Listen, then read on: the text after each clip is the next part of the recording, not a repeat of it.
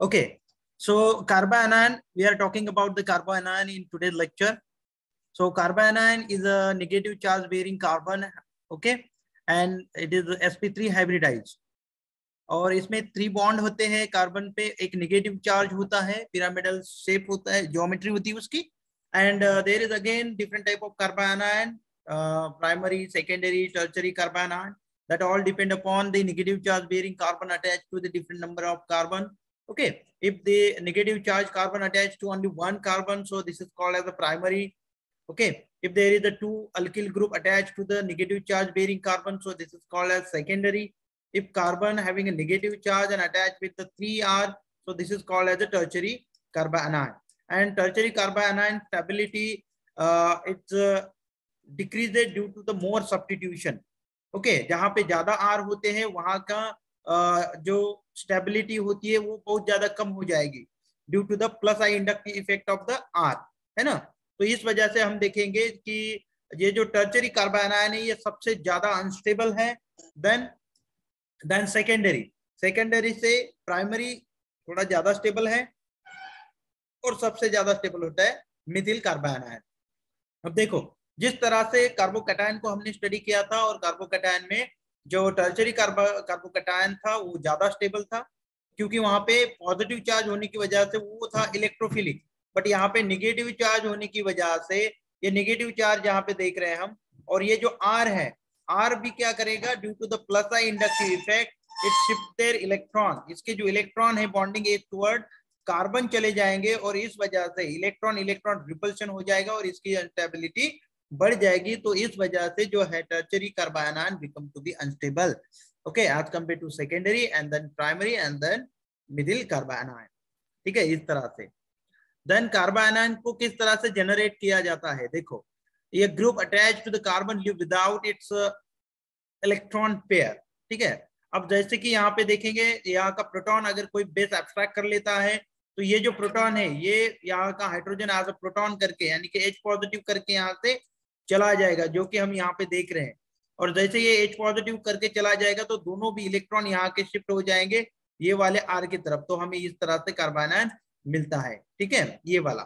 Then decarboxylation से भी यहाँ पे देखते हैं हम कि ये जो कार्बोक्सिलेट है यहाँ पे नेगेटिव चार्ज, तो ये इधर कार्बोनिल ग्रुप के साथ डिलोकलाइज होता है, तो ये पूरा CO2 यहाँ से निकल जाएगा। CO2 is come out from this reaction and you will see there is a negative charge on the R.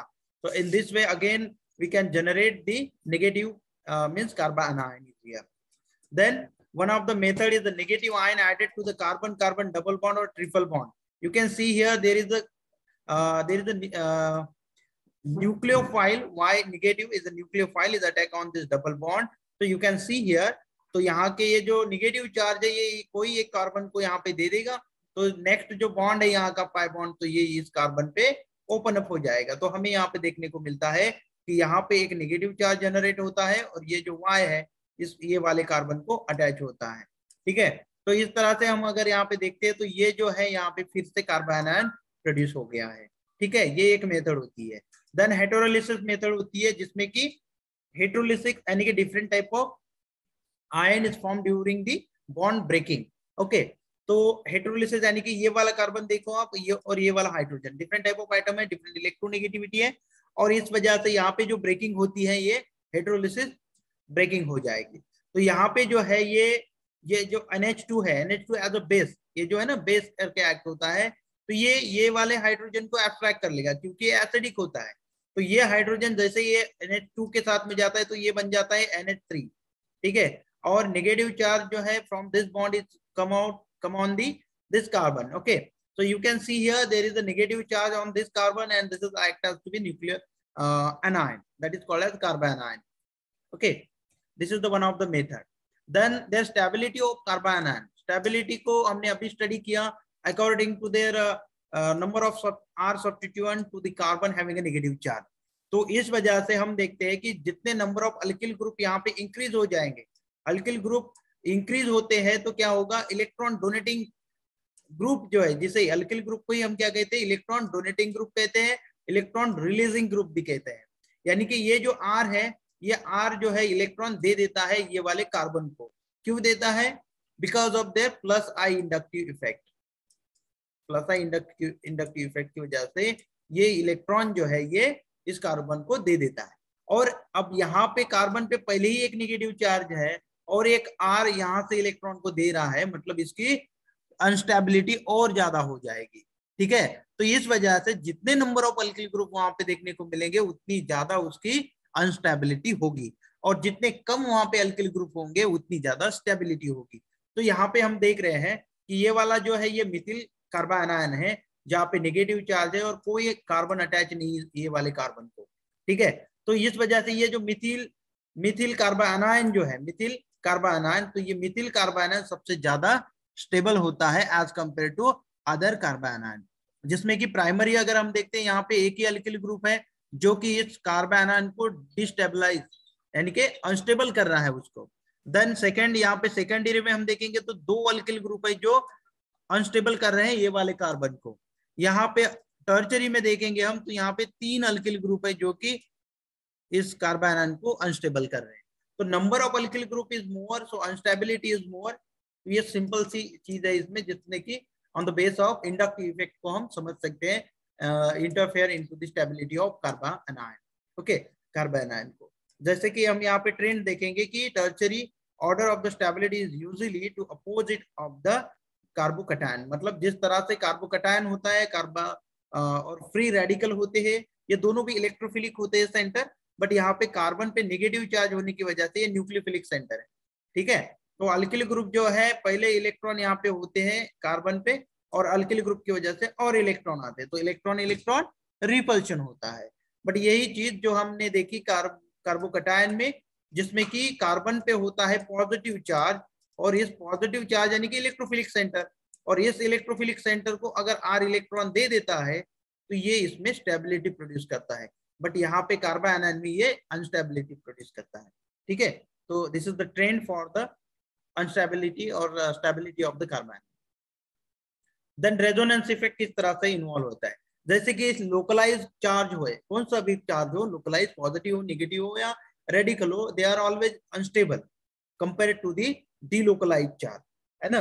तो ये डीलोकलाइज चार्ज यहाँ पे देखेंगे, डीलोकलाइज यानी कि वो एक जगह पे नहीं रहता है ना, डीलोकलाइज होता रहता है ऑन द डिफरेंट सेंटर और एटम। तो ये जो नेगेटिव चार्ज है बेंजील कार्बानायन कहेंगे हम इसे, तो यहाँ का जो नेगेटिव चार्ज है ये डीलोकलाइज होगा पाई सिस्टम के साथ में, और हमें इस तरह से अलग अलग यहाँ पे सेंटर पे नेगेटिव चार्ज बनते हुए दिखाई देते हैं, जो कि पहले ये वो वाला bond double bond open up होता है तो यहाँ पे आएगा, फिर से यहाँ से डीलोकलाइज होगा with this double bond, and you can see here there is a negative charge generated on para position, then again it delocalize and it come on the ortho position, and finally we can see here this is the neutral structure. Okay, so these are the different canonical structure we can see for the delocalization of this negative charge. But during this delocalization energy is lost, and because of that this ion become to be stable. So that's why this resonance effect is helpful for the stability of carbanion. Okay, then तो इस तरह से अलग अलग कार्बानायन को हम देखते हैं यहाँ पे। तो एक ट्रेंड यहाँ पे एक एग्जांपल के तौर पे लेते हैं, जैसे कि ये वाला कार्बानायन जिसमें कि डीलोकलाइजेशन हो रहा है ना, ये पाई सिस्टम है और इसके साथ में इस तरह से ये डीलोकलाइज होगा, तो ये डीलोकलाइजेशन की वजह से ये सिस्टम जो है ये एरोमेटिक हो जाती है और इस वजह से ये सबसे ज्यादा स्टेबल होती है। देन नेक्स्ट जो है कि ये लोकलाइज ही है, ये जो ये वाला है ना एसिटिलीन ग्रुप जो है यहाँ पे एक नेगेटिव चार्ज हम देख रहे हैं, वहां पे एनायन है उसका, बट ये जो कार्बन है ये होता है sp हाइब्रिडाइजेशन में, यानी कि इसमें यस कैरेक्टर जो होते हैं ये वाले कार्बन में वो होते हैं 50%। तो 50% यस कैरेक्टर होने की वजह से ये वाला कार्बन जो होता है ये हाईली इलेक्ट्रोनेगेटिव होता है, और इस वजह से ज्यादा इलेक्ट्रोनेगेटिव होने की वजह से इलेक्ट्रॉन को होल्ड करके रख सकता है। तो because of that this is somewhat more stable then other example is that, तो ये बाकी के एग्जांपल से ये थोड़ा सा स्टेबल होता है और डीलोकलाइज तो स्टेबलाइज होता ही है। देन रिएक्शन ऑफ कार्बानायन, किस तरह की रिएक्शन हो सकती है कार्बानायन की। Then reaction is there combination with proton और प्रोटोनोलिसिस, मतलब फॉर एग्जांपल इस तरह का एक ये वाला है ना, ये वाला कार्बानायन है और यहाँ पे होता है इस तरह से, है ना। जैसे कि हम देखते हैं यहाँ पे ये वाला, ये CH2 है ना, CH2, और इसको अटैच होता है कोई भी अल्डिहाइड समझो, ठीक है, इस तरह से। यानी कि ये वाला जो है alpha hydrogen acidic in nature, है ना। और ये जो निगेटिव चार्ज है यानी कि इसे हम कहेंगे कार्बोनान। तो ये क्या करता है, प्रोटॉन को एब्स्ट्रैक्ट कर लेता है ऐसे, ये वाले प्रोटॉन को एब्स्ट्रैक्ट कर लेगा तो यहाँ पे मीथेन बन जाएगा, और यहाँ पे बनेगा एक इनॉल, है ना। इनोलेट फॉर्म में यहाँ पे एक अनान बन जाएगा। बट यहाँ पे क्या हो रहा है, प्रोटॉन को अब्सॉर्ब कर ले रहा है, यहाँ पे अब्सॉर्प्शन ऑफ प्रोटॉन यहाँ पे हो रहा है। तो ये कहेंगे हम कॉम्बिनेशन विद द प्रोटॉन और protonolysis reaction. Then addition to the multiple bond, aldol condensation, है ना। जैसे कि अल्डोल कंडेंसेशन हमें पता है कि कार्बन कार्बन में यहाँ पे हम देखेंगे ये वाला, ये है ना, this is the acetaldehyde, aldehyde molecule है ना। और सेकंड यहाँ पे एक अल्डिहाइड मॉलिक्यूल यहाँ पे हम देख रहे हैं। बट इनिशियली क्या होता है कि addition to the multiple bond, यानी कि ये वाला कार्बोनाइन यहाँ पे बन गया, ये वाला कार्बोनाइन, और ये अटैक किस पे कर रहा है, ये वाले कार्बन की तरफ, ठीक है ना। तो ये क्या करेगा, ये निगेटिव चार्ज जो है ट्रांसफर हो जाएगा carbonyl group, carbonyl group open होके हमें फाइनली इस तरह से एक इनोलेट आयन यहाँ पे बनते हुए दिखाई देता है।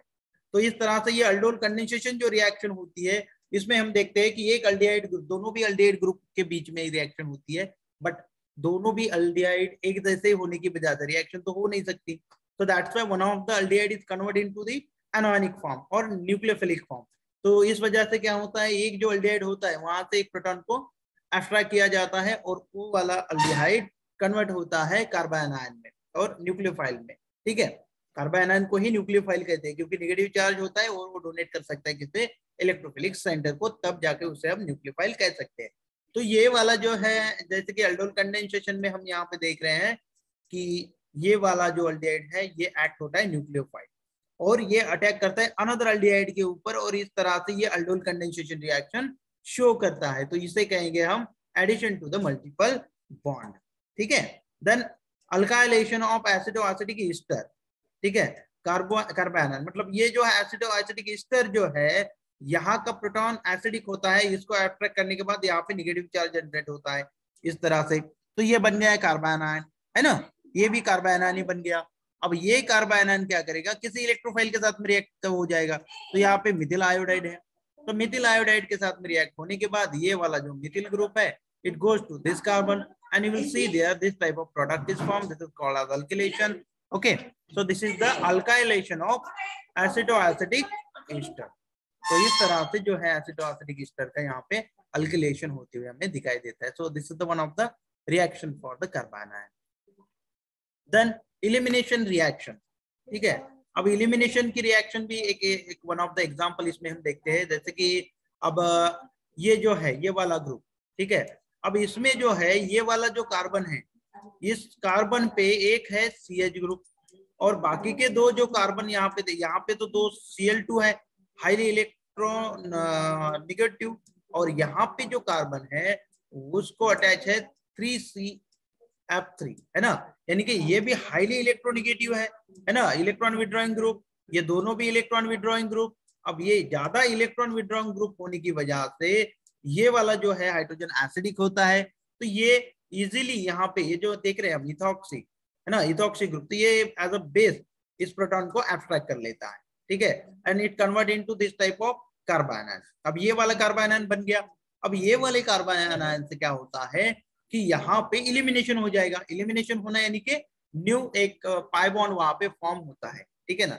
तो इस वजह से ये जो है यहाँ से ये नेगेटिव चार्ज ये इस कार्बन पे चला जाएगा, और यहाँ का एक जो फ्लोरीन है ये फ्लोरीन निकल जाएगा बाहर एज अ फ्लोराइड करके, ठीक है। और ये due to that you can see here there is carbon carbon double bond, यानी कि इसका हो जाएगा एलिमिनेशन रिएक्शन, ठीक है। तो इस तरह से जो है इसकी रिएक्शंस होती है कार्बोनाइन की। अब कार्बोनाइन के बाद में जो है next is the free radical.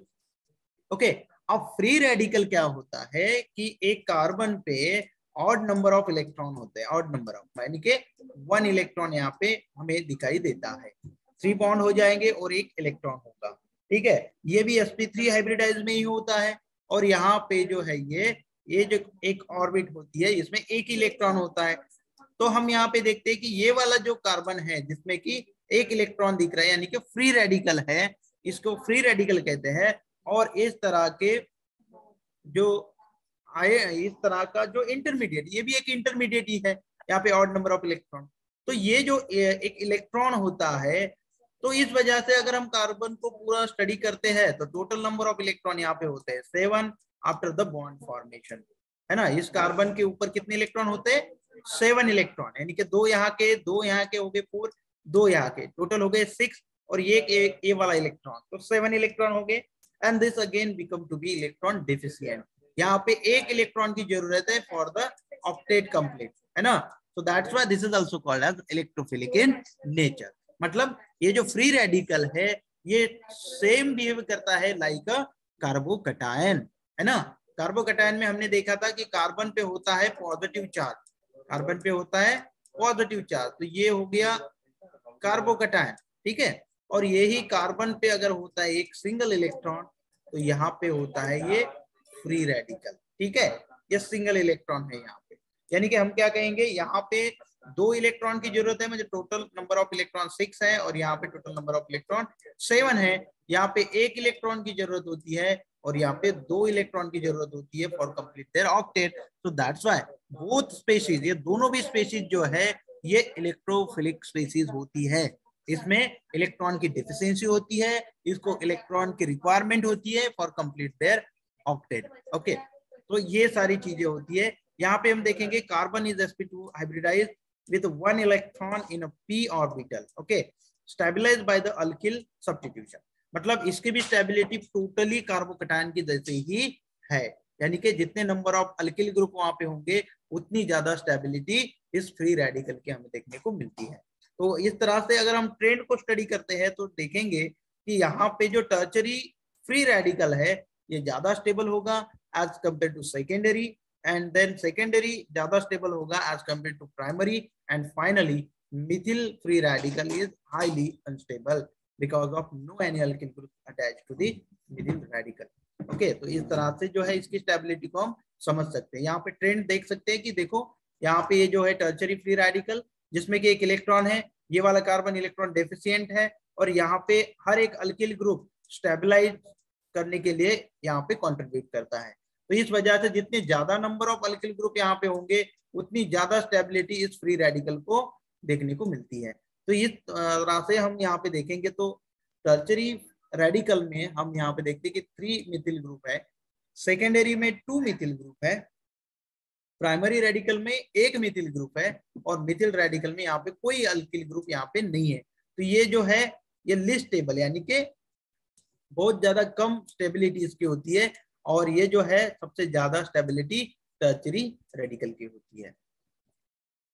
Then generation method for the free radical, अब किस तरह से बनाते हैं इसको, देखो इससे पहले हमने देखा कि कार्बोकैटायन और कार्बायन दोनों इसमें हमने देखे कि वहां पे आयन बनते हैं। अब यहाँ पे रेडिकल बन रहा है, तो रेडिकल जो है यहाँ पे देखेंगे हम ये बन रहा है through the homolytic bond fusion. Homolytic bond fusion, homo यानी कि सेम, एक जैसे ही एटम होते हैं, जैसे कि होमोडायटोमिक मॉलिक्यूल, यानी कि फॉर एग्जांपल ये Cl2 लेते हैं हम, है ना, ये Cl2 यानी कि क्लोराइड मॉलिक्यूल, है ना, तो क्लोरीन मॉलिक्यूल। तो ये क्लोरीन में क्या होता है, यहाँ पे दोनों एटम सेम है, यानी कि इसे कहेंगे होमोडायटोमिक, और इस होमोडायटोमिक मॉलिक्यूल का यहाँ पे होता है यहाँ पे ब्रेकडाउन होता है बॉन्ड, तो इसे कहेंगे होमोलिटिक बॉन्ड फ्यूजन।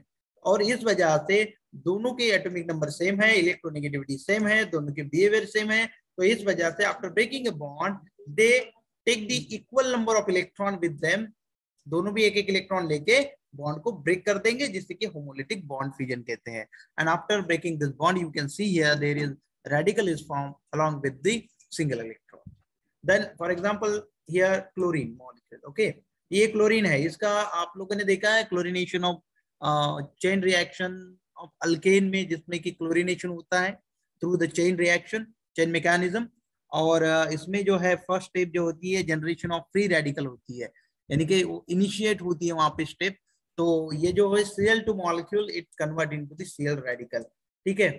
तो ये एक इन प्रेजेंस ऑफ लाइट यहाँ पे हमें देखने को मिलता है, ठीक है। तो ये हुआ होमोलिटिक बॉन्ड फ्यूजन से बन रहा है यहाँ पे free radical. Another example is peroxide. अब ये पेरोक्साइड है यहाँ पे, तो यहाँ पे दोनों एटम जो है ऑक्सीजन ऑक्सीजन है, तो दोनों की इलेक्ट्रोनेगेटिविटी सेम है, सेम एटम है, तो after breaking a bond they take equal number of electron with them, and that's why we can see here there is oxygen radical is formed. Okay, another is per ester। Ester molecule है, यहाँ पे same oxygen के बीच में bond है, तो ये भी एक इलेक्ट्रॉन ये वाला ऑक्सीजन लेके जाएगा और दूसरा एक इलेक्ट्रॉन ये वाला ऑक्सीजन लेके जाएगा, और we get this type of radical. Okay, then azo compound is there, you can see here. तो इस तरह से कंपाउंड अजो कंपाउंड है यहाँ पे, तो ये जो है यहाँ से N2 जो है उड़ जाएगा totally, N2 is the gas molecule. तो ये ऐसे दिखाते हैं हम कि N2 ये बाहर निकल जाएगा और यहाँ पे हमें रेडिकल बनते हुए दिखाई देते हैं। देन स्टेबिलिटी, अभी हमने स्टडी किया कि जिस तरह से ये अल्किल ग्रुप ज्यादा होंगे उसमें उतनी ज्यादा उसकी स्टेबिलिटी हमें देखने को मिलती है। तो ये होता है on the base of the hyper conjugation, on the base of hyper conjugation. Hyper conjugation जितना ज्यादा होगा उतनी ज्यादा स्टेबिलिटी फ्री रेडिकल की होंगी, और हाइपर कॉन्जुगेशन ज्यादा होंगे जब वहां पे ज्यादा अल्किल ग्रुप सब्स्टिट्यूट होंगे। देन रेजोनेंस इफेक्ट, ये एक रीजन तो है hyperconjugation for stability of free radical, but another reason is there resonance effect. Okay, resonance effect यानी कि ये जो इलेक्ट्रॉन है ये पाई बॉन्ड के साथ में डीलोकलाइज होते हैं, और डीलोकलाइजेशन की वजह से वहां पे स्टेबिलिटी देखने को मिलती है। तो ये वाला देखो यहाँ पे रेडिकल जो है, ये रेडिकल डीलोकलाइज होता है पाई सिस्टम के साथ में, and because of the delocalization you will see there different type of different position, you will see there on the different position radical is formed. Okay, यहाँ पे ये देखो, ये ऑर्थो रेडिकल, ये प्यारा, ये फिर से ऑर्थो। तो ये जो रेडिकल बन रहे हैं, इस रेडिकल बनने की वजह से यहाँ पे ये जो रेडिकल है इसे हम कहते हैं डीलोकलाइज, डीलोकलाइज रेडिकल। और यहाँ पे ये जो इफेक्ट होता है इसे कहते हैं हम रेजोनेंस इफेक्ट, क्योंकि पाई सिस्टम के साथ में डीलोकलाइजेशन हो रहा है, और इस डीलोकलाइजेशन की वजह से रेजोनेंस इफेक्ट जो है ये ज्यादा स्टेबिलिटी जो है इस फ्री रेडिकल को प्रोवाइड करती है। ये है अलील वाला रेडिकल। अलील वाला रेडिकल, इसमें भी ये पाई सिस्टम आप देख रहे हो, ये भी इसके साथ में डीलोकलाइज होते हैं, ठीक है। और due to this delocalization you can see here this pi bond is shifting from this carbon to this carbon. Okay, यहाँ का पाई बॉन्ड जो है, ये वाला पाई बॉन्ड आप देख रहे हो, ये ट्रांसफर होता है यहाँ की पोजीशन में due to the delocalization of this single electron. तो this is called as the allyl radical. अब ये वाला ऐसे क्यों हो रहा है, इसमें ये भी एक रीजन होता है। अब ये वाला रेडिकल आप देख रहे हो, तो this is the primary radical, ठीक है। और ये बॉन्ड शिफ्ट होने के बाद में यहाँ पे जो रेडिकल बन रहा है, तो ये वाला रेडिकल जो है this is the tertiary radical. So यहाँ पे हम देख रहे हैं ऊपर कि ये जो टर्चरी है ये मोस्ट स्टेबल होता है, और ये जो प्राइमरी होता है ये थोड़ा कम स्टेबल होता है एज कम्पेयर टू टर्चरी, ठीक है। तो because of this reason this primary radical convert into the tertiary radical. Then reaction of free radical, जैसे कि हमने कहा है क्लोरीनेशन ऑफ मीथेन, जिसमें कि फर्स्ट स्टेप में जो है यहाँ पे इनिशिएशन रिएक्शन की होती है, जिसमें कि हम देखते हैं कि एक रेडिकल जो है यहाँ पे ये क्लोरीन रेडिकल, ठीक है, ये कंबाइन होता है मिथिल रेडिकल के साथ में, और यहाँ पे क्लोरोमीथेन मॉलिक्यूल हमें बनते हुए दिखाई देता है। तो ये एक फर्स्ट रिएक्शन जिसमें कि कॉम्बिनेशन विद फ्री रेडिकल, ये वाली एक रिएक्शन है। Then by recombination with dimerization of free radical, मतलब देखो जब क्लोरीनेशन रिएक्शन को हम स्टडी करेंगे जिसमें कि Cl2 की रिएक्शन होती है अल्किल ग्रुप के साथ में, सॉरी मीथेन के साथ में इन द प्रेजेंस ऑफ लाइट, तो हमें वहां पे क्लोरोमीथेन मॉलिक्यूल मिलता है। बट ये जो रिएक्शन होती है ये इसमें पहले स्टेप में जो होता है वहां पे रेडिकल बनता है, यानी कि Cl2 मॉलिक्यूल ब्रेक डाउन होके Cl रेडिकल बना देता है, यहाँ पे देखेंगे हम ये वाला, ठीक है। अब ये रेडिकल यहाँ पे बनने के बाद ये रेडिकल कंबाइन इसके साथ में रिएक्ट होगा मीथेन मॉलिक्यूल के साथ में, और एक एक हाइड्रोजन यहाँ से रिप्लेस करता जाएगा बाय क्लोरीन, ओके। और फाइनली हम देखेंगे कि यहाँ पे हमें इस तरह से मॉलिक्यूल बनते हुए दिखाई देता है। बट इन सारे स्टेप में अगर हम देखते हैं तो जहां पे दो रेडिकल कंबाइन हो जाएंगे वहां पे मॉलिक्यूल फॉर्म होता है, वहां पे न्यूट्रलाइजेशन होता है, और वहां पे रिएक्शन का एंड भी होता है। तो जैसे ये रेडिकल बन गया, ये रेडिकल और ये रेडिकल कंबाइन होके मिथिल रेडिकल क्लोरोमीथेन यहाँ पे बनाएगा, ठीक है। दो मतलब बीकर में तो ये मतलब रिएक्टिंग चैम्बर में ये दोनों भी वहां पे प्रेजेंट होंगे, है ना, मिथिल रेडिकल भी होगा और क्लोरीन वहां पे रेडिकल देखने को दोनों भी वहां पे देखने को मिलते हैं। अगर इन दोनों की रिएक्शन होती है तो क्लोरोमीथेन बनेगा, बट इन दोनों की रिएक्शन होती है तो यहाँ पे इस तरह से इथेन मॉलिक्यूल बनते हुए हमें दिखाई देता है। और हो सकता है किसी स्टेप में यहाँ पे दो क्लोरीन रेडिकल भी कंबाइन हो जाए और फिर से वहां पे Cl2 मॉलिक्यूल बन जाए। तो इस वजह से भी यहाँ पे रेडिकल जो रिएक्शन है ये स्टॉप हो सकती है और इन दोनों का भी यहाँ पे कॉम्बिनेशन हो सकता है। ठीक है। और एक रिएक्शन यहाँ पे रीअरेंजमेंट होती है। रीअरेंजमेंट अभी हमने देखी है यहाँ पे इस तरह से। अब ये जो है ये रेडिकल है जो कि प्राइमरी रेडिकल कहेंगे। अब ये वाला है ना, ये this is the primary radical, but we know that this primary radical tertiary radical is more stable than secondary radical and secondary radical is more stable than primary radical। यानी कि tertiary radical होता है तो ये सबसे ज्यादा stable वहां पे हमें स्टेबिलिटी देखने को मिलती है। तो we can see here this is the primary free radical. Okay, और प्राइमरी से अगर इसकी पॉसिबिलिटी टर्शियरी में कन्वर्ट होने की होती है तो ये definitely convert into the tertiary free radical and we can see here this radical from this carbon is moved toward this tertiary carbon means on this position, and you can see here this is the tertiary free radical and tertiary free radical is highly stable as compared to primary free radical। ठीक है, तो इस तरह से radical की reaction होती है। Then next होती है रिएक्शन इसमें सॉरी नेक्स्ट जो कंसेप्ट है वो है हाइड्रोकार्बन का। हाइड्रोकार्बन यानी कि ऐसे मॉलिक्यूल जिसमें कि हाइड्रोजन और कार्बन है ना, जैसे कि अल्केन, अल्कीन, अल्काइन और एरोमेटिक कंपाउंड भी होते हैं, है ना, जिसमें हम एरोमेटिक दो इसमें हम इसको क्लासिफाइड कर सकते हैं, एक एलिफेटिक हाइड्रोकार्बन और सेकंड जो होता है एरोमेटिक हाइड्रोकार्बन। और एलिफेटिक में फिर से दो तरह के हम इसको क्लासिफाइड कर सकते हैं, एक होता है सैचुरेटेड और दूसरा होता है अनसैचुरेटेड। ठीक है, इस तरह से। तो definitely we know that in case of hydrocarbon there are three families very well known to everyone: alkane, alkene and alkyne, and then aromatic compound is there. Okay, and during this chapter we are going to be discuss about and study about these three families: alkane family, alkene family and alkyne family. You know very well about this alkane family, there is only carbon hydrogen single bond, so this type of molecule is known as to be the alkane molecule. If there is a single carbon carbon double bond is there, so this is the alkene, and carbon carbon triple bond, so this is called as alkyne molecule. Okay, their hybridization for this alkane molecule is as hello, I am audible? तो चलो yes, देखते हैं। हाँ, चलो एक एक family को हम स्टडी करते हैं। तो पहली फैमिली इसमें जो है वो है अल्केन फैमिली। अल्केन फैमिली ये जो इसका मॉलिक्यूलर फॉर्मूला होता है इस तरह से होता है: CnH2n+2। यानी कि फॉर एग्जांपल ये अगर मीथेन लेते हैं हम तो कार्बन का नंबर जो है n is the number of carbon. Okay, n is the number of carbon. मतलब मीथेन में अगर हम देखते हैं तो कार्बन 1 है, ठीक है, और हाइड्रोजन जो है 1 × 2 यानी कि 2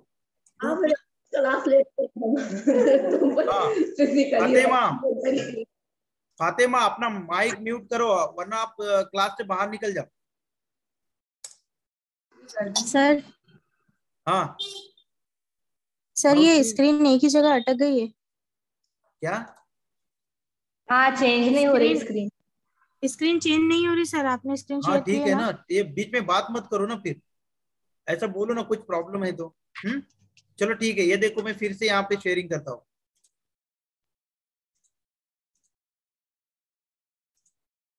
Now we are talking about the alkane family. Okay, alkane family is here. Alkane, this is the CnH2n2+2 is a formula. अब स्क्रीन दिख रही है सबको? Yes sir. हाँ, तो देखो यहाँ पे ये जो मॉलिक्यूलर फॉर्मूला है अल्केन का CnH2n+2। ओके, यानी कि n जो होता है ये नंबर ऑफ कार्बन होता है, और यहाँ पे मीथेन के केस में अगर हम लेते हैं तो कार्बन का नंबर 1 यानी कि n = 1, तो यहाँ पे ये हो जाएगा कार्बन 1, और हाइड्रोजन जो है ये 2 × 1 यानी कि 2 + 2, तो ये हो गया 2 + 2 यानी कि 4। तो इस मॉलिक्यूलर फॉर्मूला जो होगा इसका CH4 है ना, मीथेन मॉलिक्यूल। तो ये जो है इसका मॉलिक्यूलर फॉर्मूला इस तरह जनरल मॉलिक्यूलर फॉर्मूला है CnH2n+2। ओके, तो नेक्स्ट जो है इथेन, जिसमें कि हम देखेंगे n = 2 है, तो n इज इक्वल टू 2 है, तो हाइड्रोजन कितने होंगे, तो 2 into 2 यानी कि 4 प्लस 2 यानी कि 6, तो C2H6 यानी कि ये वाला इथेन का formula. Then propane n is equal to 3, then you can see there this type of combination is there. This carbon C3H8 is the molecular formula for propane. Okay, so this is the alkane family, and all the carbon in the alkane family, this is sp3 है ना. इसमें सब जो है sp3 में होते हैं. यहाँ पे पूरे कार्बन हाइड्रोजन और कार्बन कार्बन में सिंगल बॉन्ड हमें देखने को मिलते हैं. तो that's why this all the carbon in alkane family are sp3 hybridized. Then preparation method, किस तरह से प्रिपेयर किया जाता है इस अल्केन को. तो very well known and very popular reaction for preparation of alkane is a Woods reaction. So when two alkyl halide molecules react with each other in the presence of sodium metal, so you can see that in the presence of dry ether it convert into the RR यानी कि alkane molecule, and we get the another is the sodium halide. Okay, तो ये कोई भी example अगर हम इसका लेते हैं, फॉर एग्जांपल यहाँ पे हम लेते हैं कि मिथिल क्लोराइड का. तो मिथिल क्लोराइड जो है इसके दो मॉलिक्यूल जब रिएक्ट होंगे सोडियम के साथ में, तो twice molecule of Na. Okay, so there is Na and in the presence of dry ether, मतलब वहां पे वाटर का कोई प्रेजेंस नहीं होता, ना ही एयर का प्रेजेंस होता है. ड्राई ईथर के प्रेजेंस में वहां पे रिएक्शन होगी. तो इसके प्रेजेंस में जब रिएक्शन होती है तो यहाँ पे हमें इस तरह से इथेन मॉलिक्यूल फॉर्म होती हुई दिखाई देता है. तो this is called as the Wurtz reaction. ठीक है, ये देखो यहाँ पे ये अल्किल हैलाइड, दूसरा एक मॉलिक्यूल जो है इथिल हैलाइड. अब ये दो टाइप के अल्केन यहाँ पे बन सकते हैं, जैसे कि मतलब दो टाइप के अल्किल हैलाइड यूज करके हम अलग अलग टाइप के वहां पे अल्केन मॉलिक्यूल को बना सकते हैं. यानी कि जब हम दोनों एक जैसे ही अल्किल ग्रुप यहाँ पे लेते हैं, यानी कि मिथिल हैलाइड हमने लिया तो ये एक मिथिल ग्रुप और दूसरे मॉलिक्यूल से दूसरा एक मिथिल ग्रुप, यानी कि दो मिथिल ग्रुप रिएक्ट होंगे तो इथेन मॉलिक्यूल बनेगा. अब ये वाला सेकंड जो रिएक्शन है इसमें हमने क्या किया, एक मिथिल हैलाइड लिया और एक इथिल हैलाइड लिया. तो ये एक मिथिल ग्रुप और यहाँ का इथिल ग्रुप, यानी कि प्रोपेन मॉलिक्यूल यहाँ पे बनते हुए हमें दिखाई देता है. इस तरह से ये प्रोपेन मॉलिक्यूल. ठीक है, अब ये वाला प्रोडक्ट कैसे बन गया, मतलब रिएक्शन चेम्बर में क्या होता है, ये दो मॉलिक्यूल को जब हम ऐड कर देते हैं, ठीक है, तो इसका सेम मॉलिक्यूल के साथ में रिएक्ट होती है तो ये वाला इथेन मॉलिक्यूल बनेगा. इसका सेम मॉलिक्यूल के साथ रिएक्ट होती है ये वाला रिएक्टेंट, तो ये वाला मॉलिक्यूल बनेगा ब्यूटेन. और इन दोनों के बीच में अगर रिएक्शन होती है, ये रिएक्ट होते हैं, तो फाइनली हम यहाँ पे प्रोपेन बनते हुए दिखाई देता है. ठीक है, देन इस तरह से भी हम प्रोडक्ट ले सकते हैं, रिएक्टेंट ले सकते हैं. हमें किस तरह का alkane molecule as a product बनाना है, as per that you can take the different type of alkyl halide for the preparation of alkane molecule. So this is the alkyl halide react in the presence of sodium and dry ether, you will get the different type of alkane. So this is the Woods reaction. Then their mechanism is very simple. You can see here, this is the alkyl halide. Okay, and it react with the sodium metal. So firstly it convert into this type of molecule. There's a R negative is formed, यानी कि this is the कार्बायनायन है ना. यहाँ पे ये कार्बायनायन बनता है ना, और कार्बायनायन बनने के बाद ये कार्बायनायन बनेगा और यहाँ पे है NaX यानी कि सोडियम हैलाइड यहाँ पे बनते हुए दिखाई देता है. और नेक्स्ट स्टेप में अब ये जो बना हुआ है ये एक्ट होता है एज अ न्यूक्लियोफाइल, और ये जो न्यूक्लियोफाइल है यहाँ पे ये न्यूक्लियोफाइल एक्ट होगा, ये रिएक्ट होगा ये अल्किल हैलाइड के साथ में. अब इसमें ये जो R है, दिस इज द इलेक्ट्रोपॉजिटिव और electrophilic centre, and this is the nucleophilic center, so it attack on this R and you will get this type of alkane molecule. Okay, again there is an NX molecule is as a byproduct. So this is the very famous reaction, is the Woods reaction, and through this reaction we can prepare different type of alkane molecule. The next is इसमें in presence of zinc के भी reaction होती है और magnesium के, मतलब in presence of this metal can also reaction is carried out, but this is special reaction is used for the formation of this type of product, that is the cyclopropane. Okay, then Franklin reaction is one of the another reaction. ये similar to the reaction with Woods reaction के जैसी है, but इसमें zinc को use किया गया, rather than the sodium use zinc metal for the this type of reaction. So this is called as a Franklin reaction. This is for your knowledge only, and this Woods reaction is a part of our syllabus.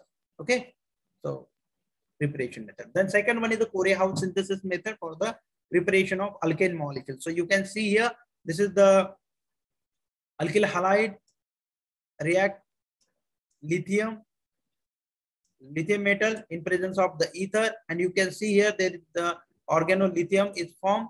Okay, ये जो है ना, इससे organometallic compound जो होते हैं, जैसे कि अलग अलग कार्बन मॉलिक्यूल और मेटल के साथ में बॉन्डिंग होकर जो एक रिएजेंट बनता है, जिसे हम ऑर्गेनोमेटल मेटालिक कंपाउंड कहते हैं। और इसमें यही होता है कि ये वाला लिथियम जो है ये मेटालिक है, और यहाँ का कार्बन ये अनदर पार्ट इसका जो देख रहे हैं। और इसमें ये वाला कार्बन जो होता है जिसपे कि निगेटिव चार्ज होता है, क्योंकि इसकी इलेक्ट्रो निगेटिविटी कार्बन की ज्यादा होती है as compare to lithium metal, है ना। तो इस वजह से ये जो है ऑर्गेनोमेटालिक का एक पार्ट है, और ये कोरे-हाउस अल्केन सिंथेसिस में इसको यूज किया गया है। तो ये जो है इथिल लिथियम को रिएक्ट होता है ये QI ना, कॉपर आयोडाइड के साथ में रिएक्ट होती है इसकी। तो यहाँ पे Li और ये Li और ये वाला आयोडीन वाला I, ये यहाँ पे हम बाहर देख रहे हैं, तो यहाँ से बाहर निकल जाएगा। और यहाँ पे ये जो मॉलिक्यूल है इस तरह से एक रिएजेंट बनता है, जिससे कि हम कहते हैं कोरे-हाउस रिएजेंट। ओके, इस रिएजेंट को यूज करते हैं हम अल्किलेशन करने के लिए, और अल्किलेशन करते हैं हम अल्किल हैलाइड का। तो इस वजह से हमें अल्केन मॉलिक्यूल यहाँ पे इस तरह से देखने को मिलता है। तो ये हुआ एक one of the method for the preparation of alkane by the Corey House synthesis. Then reaction, तो ये वाले फेमस रिएक्शन अभी पिछले कुछ स्लाइड में हमने इसको स्टडी किया, अल्किलेशन ऑफ मीथेन, है ना। तो अल्केन मॉलिक्यूल जिसमें कि फेमस रिएक्शन है अल्किलेशन ऑफ मीथेन। तो यहाँ पे ये 3 स्टेप में रिएक्शन होती है। पहली step initiation, then propagation and then termination. Initiation step में क्या होता है, यहाँ पे जो पहले रेडिकल बन जाता है, ये Cl2 molecule in the presence of light, ये कन्वर्ट होता है रेडिकल में। अब ये वाला रेडिकल रिएक्ट होता है मीथेन मॉलिक्यूल के साथ में। तो यहाँ पे ये रेडिकल यहाँ का एक हाइड्रोजन एब्सॉर्ब कर लेगा और ये बन जाएगा HCl, और यहाँ पे फिर से सेकंड रेडिकल उस रिएक्शन में फॉर्म हो जाएगा। देन ये सेकंड जो यहाँ पे रेडिकल बन गया मिथिल रेडिकल, ये रिएक्ट होगा अनदर Cl2 मॉलिक्यूल के साथ में। तो यहाँ से ये क्लोरीन को ये एब्स्ट्रैक्ट कर लेगा और मिथिल क्लोराइड यहाँ पे बन जाएगा, और फिर से क्लोरीन रेडिकल उस रिएक्शन मिक्सचर में हमें बनते हुए दिखाई देता है। अगेन ये कंटिन्यूसली रिएक्ट होता जाएगा, और यहाँ पे पूरे हाइड्रोजन यहाँ से रिप्लेस होते जाएंगे, और यहाँ पे अल्किल प्रोडक्ट हमें बनते हुए हैलोजनेशन प्रोडक्ट जो है हमें कंटिन्यूसली फॉर्म होते दिखाई देता है। इसे कहते हैं प्रोपोगेशन। और टर्मिनेशन में क्या होता है, रिएक्शन स्टॉप हो जाती है, and in termination you can see there 2 radical is combined. मतलब ये देखो, ये 2 रेडिकल यहाँ पे हमें रिएक्शन में दिख रहे हैं। ये 2 रेडिकल जब मिक्स हो जाएंगे तो इस तरह से ये मॉलिक्यूल बन के रिएक्शन स्टॉप हो सकती है। 2 क्लोरीन रेडिकल अगर रिएक्ट हो जाएंगे तो क्लोरीन मॉलिक्यूल बन जाएगा, ये रिएक्शन यहाँ पे स्टॉप हो जाएगी। और ये वाले 2 रेडिकल अगर रिएक्ट होते हैं तो यहाँ पे इस तरह से प्रोडक्ट बन के रिएक्शन स्टॉप हो जाएगी। तो ये थे अल्किलेशन हैलोजनेशन रिएक्शन ऑफ मीथेन। तो यहाँ पे रुक जाते हैं, नेक्स्ट लेक्चर में हम देखेंगे remaining part. If you have any question you can ask me.